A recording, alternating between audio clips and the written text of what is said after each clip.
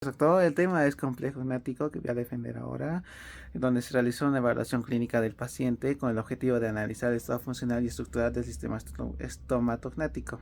Para ello se consideraron 5 aspectos que tomé del paciente: su postura, planos de referencia, inspección, palpación y auscultación de la articulación temporomandibular. Al momento de realizar la postura, en la vista frontal del paciente se presentaba una postura globalmente adecuada con ligera inclinación de la cabeza hacia adelante y hacia el lado izquierdo. Se observa además una leve asimetría facial, siendo el lado izquierdo ligeramente un poco más delgado a comparación del lado derecho. En las vistas laterales, tanto la derecha como la izquierda, se evidencia una leve hiperflexión cervical casi imperceptible, lo cual no era nada de llegar a ser considerablemente peligroso o que podía correr algún riesgo al paciente a largo plazo. Los planos de referencia utilizamos diferentes puntos de la cara donde podemos evaluar específicamente el nivel de simetría de la cara del paciente. El primer punto sería Holming-Helsing, que consiste en medir desde el nivel del ángulo externo del ojo, como se realizó en el paciente, hasta el tragus de la oreja. El punto de Frankfurt se realizó a nivel del nervio orbitario hasta el tragus de la oreja, y también se realizó el punto Camper, que consiste desde el ala de la nariz hasta el tragus de la oreja, y también la línea Protesio, que consiste desde ambos extremos, tanto del tragus de la oreja del lado izquierdo y del tragus de la oreja del lado derecho, una línea que pase toda la cara y que es la línea Protesia. Y el plano oclusal, que consiste desde la comisura labial hasta el tragus de la oreja. Estos puntos se los realizan a ambos lados de la cara para poder calcular la simetría del paciente.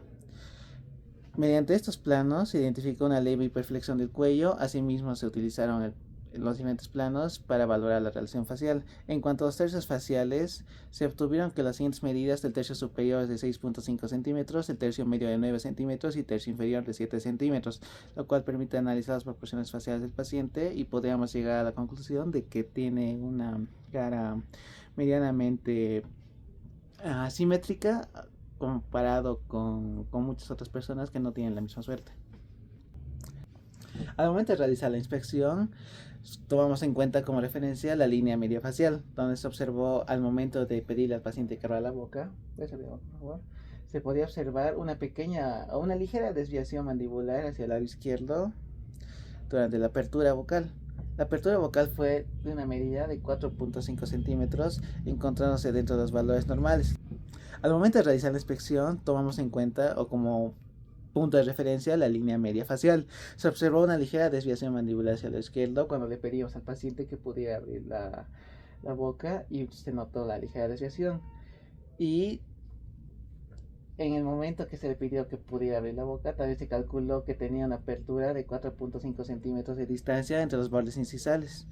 Y en la lateralidad, al momento de pedirle que haga movimiento de lateralidad con los dientes, usamos como plano de referencia los vértices de los dientes caninos, los cuales tenían valores de distancia de 0.5 centímetros y 0.4 centímetros, lo cual se podría tomar en cuenta que podría estar dentro de lo que se considera normal en otras personas. En la palpación de la articulación temporomandibular se colocan los dedos por delante del tragus mientras se le pide al paciente que pueda abrir su boca. Abre, por favor, y cierra, por favor. Hazlo así constantemente unos segundos.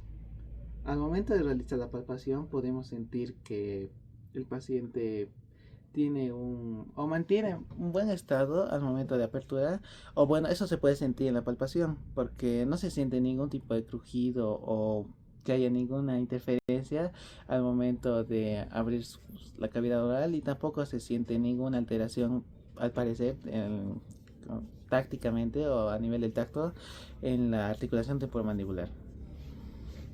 ¿Ya? Ahora, como paso final, se realiza la auscultación. La auscultación se realizó mediante el estetoscopio, colocándolo delante del tragus para escuchar los movimientos que puede realizar la articulación temporomandibular.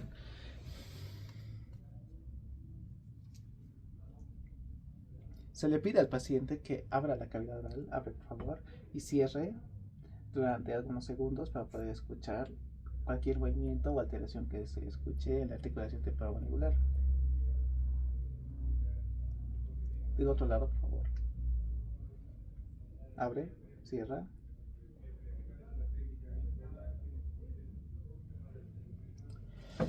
En conclusión, se puede tomar en cuenta que el paciente se encuentra en buen estado, aunque del lado izquierdo sí se sintió un poco de crujido o se escuchó un crujido que podría tal vez, aunque no es peligroso debido a que es joven, sí podría ser tal vez peligroso si se mantiene ese crujido a largo plazo.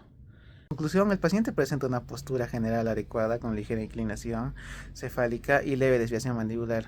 Aunque no se evidencia signos de dolor ni inflamación en la articulación temporomandibular, se detectan chasquidos articulares o más o menos como crujidos, por lo que se sugiere que a largo plazo o en cuanto el paciente llegara a sentir alguna molestia, tome atención médica responsable y no descuide cualquier problema que pueda sentir. Y eso es todo, Doc. Gracias.